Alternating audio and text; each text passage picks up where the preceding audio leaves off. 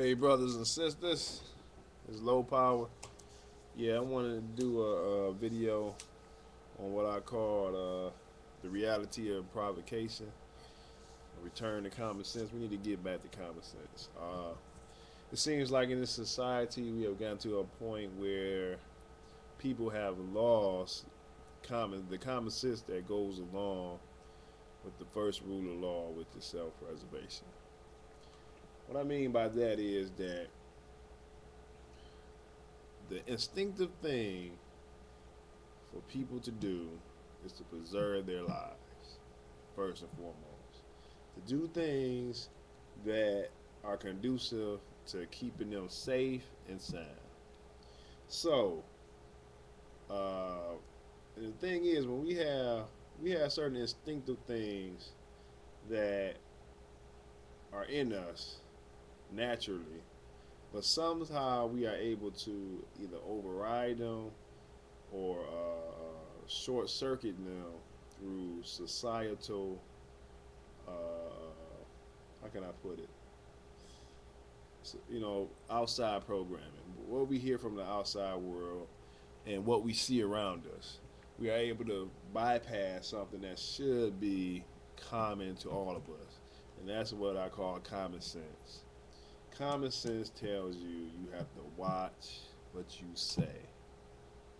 You have to watch what you say to people.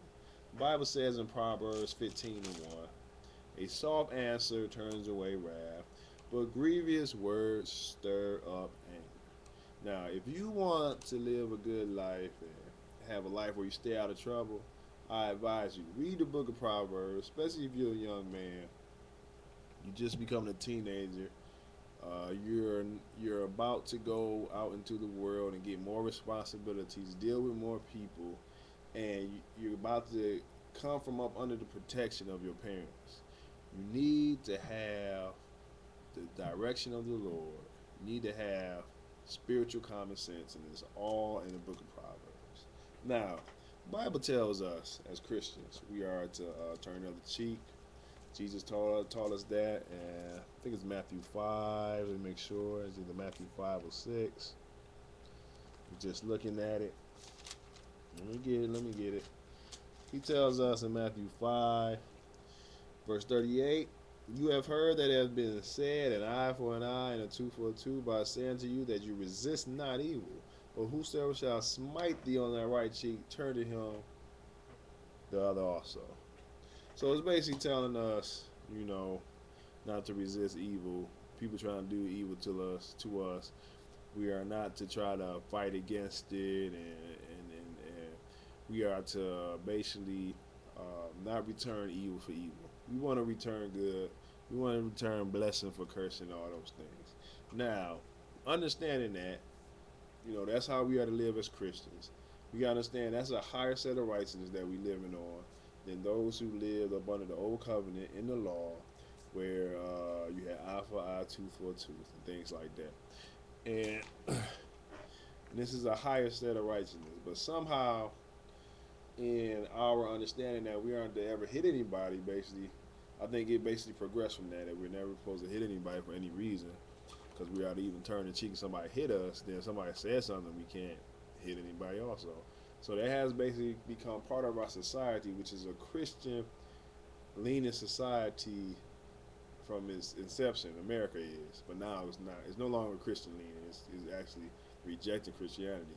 But we're to the point now where people expect the protection of this verse, where people don't return evil for evil, and people expect that type of protection. You have people like this guy Perez Hilton, who talks evil about all type of people. He just got hit by somebody, and it seems to be in a retaliation for all the bad things he has said about a certain person. So he says, you should never ever hit anybody, for any reason. No one should ever get hit. And the thing is, you know, that type of reasoning has come out of, like I said, societal programming. The way we have, like I said, have come from that scriptural understanding of not returning evil for evil, and people have become to a point where they expect that type of protection, that they could do evil, but evil won't come back to them. We gotta understand something. Though Christ tells us not to return evil for evil, that means when someone does evil to me, I'm not to return evil for evil. But that doesn't mean that I could do evil to another person and expect my right to not have evil done back to me. You see what I'm saying? That's where we at in this society where we have lost common sense. And one part of common sense is this, that you can say something to anger a person. Anger is a real emotion. You can actually provoke a person to anger. The Bible tells fathers not to provoke the children to anger. So you have to even watch how you talk to your children. You have to bring them up in the nurture and admonition of the Lord. You know, so anger is a real emotion, and you don't want to stir it up by your words. Your mouth can get you in trouble. Your mouth can get you hurt. Now, there's things, if you're preaching the gospel, more than likely you're gonna make somebody mad, and they might hurt you for it, but that's honorable as a Christian. It's all right. But we have to understand we have to watch what we say to people. If there's no need for you to say something that will more than likely make a person angry, then you shouldn't say it. I shouldn't call you out your name. Because this is the thing. Though the law says if I call you out your name, you don't have a right to hit me, the reality is that if I call you out your name, the person might get angry, and they may not control their anger and hit me. I have to watch what I say. So the thing is, we have to have that type of understanding. It's common sense. I grew up on the east. I grew up on the east side of Detroit, and I understood there were some words that were fighting words. You know, now they throw the B word around like it's nothing. But when I was a kid, if you call another guy a B, that was a fighting word. When I was a kid, if you called a woman a B, that was a fighting word. She will fight you. So I understood there's certain things you don't say to people. You don't have a free reign to say what you want to anybody. So like I said, I wanted to do this series on provocation as a reality, and we need to get back to teaching it to Christians specifically. I know the world's not gonna listen, but what I find out in Christian relationships, some people think they have a right to say what they want to other people, and they expect because that person is a Christian that they're not gonna suffer any repercussions. But it's the thing. Just like you could be unchristian like and call somebody out their name and you're supposed to be a Christian, that person can be unchristian like and come back at you with either another name, or they could come out of their flesh and try to hurt you. So you gotta watch what you say to people.